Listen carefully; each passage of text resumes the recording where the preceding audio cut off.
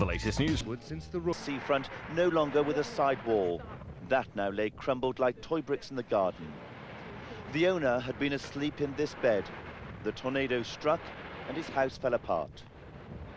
Suddenly this crash against the window started to happen, and I instinctively knew the window was coming in, so I just grabbed hold of the bedclothes, pulled them up over my head, and the next thing I knew there was this almighty smash as the window came in. When that died down with the wind whistling through, I peeked over the top and I realised that the wall had gone. From the ITN helicopter, the normally trimmed gardens of Selsey now looked like a patchwork of rubble. The tornado came and went in minutes. It will take many weeks for its destruction to be repaired. One relieved family look on at the tree which narrowly missed their home. Others suffered a direct hit. And as the builders cleaned up, the assessors moved in and residents picked over their belongings.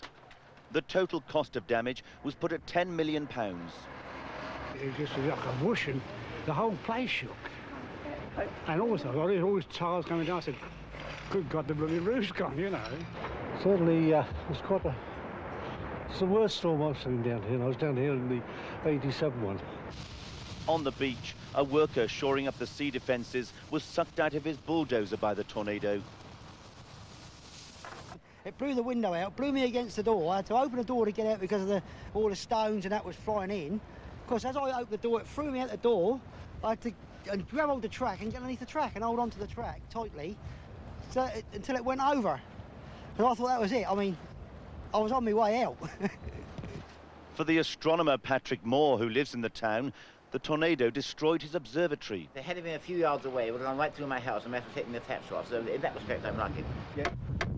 Selsey is recovering from a week of gales, which may not be over yet. The TUC says latest salary figures show that fat cats are still at the cream.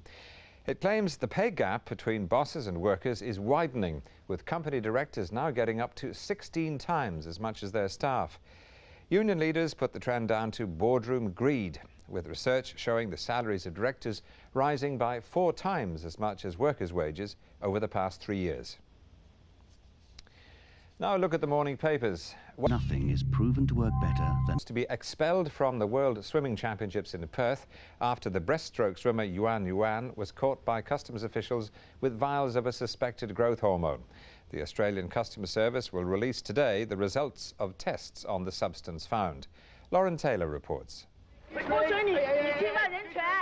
There were frayed tempers among the Chinese team at Perth Airport. The swimmers keen to avoid media attention sparked by the drug find. Customs officers say they found liquid human growth hormones in one member's bag. Excuse me, can you confirm that there have been drugs found in your swimming team? How can we trust the Chinese swimming team? China's women swimmers produced amazing times in their national games last October, but sudden increases in performance have raised questions about Chinese athletes in several competitions in the last few years. Just after the World Championships, 23 of them were caught for drug offences. They disappeared for the '96 Olympics, and now they've appeared suddenly with the strongest team ever the world's ever seen. And it's not really surprising that this discovery has been unearthed. At present, human growth hormones are undetectable, but this specialist hopes to have a test ready this year to detect the drug, and not only when it's just been taken. We hope it'll be able to pick people up several weeks after they took the last dose, so it won't be, it'll be retrospective and be able to pick up people who have been using it but not using it for a week or two before the event. China is the latest nation to face allegations of drug taking in sport. This test could ensure only genuine achievement sets records. Lauren Taylor, ITN. You're watching the morning news from ITN. It's 7 minutes to 6 on Friday.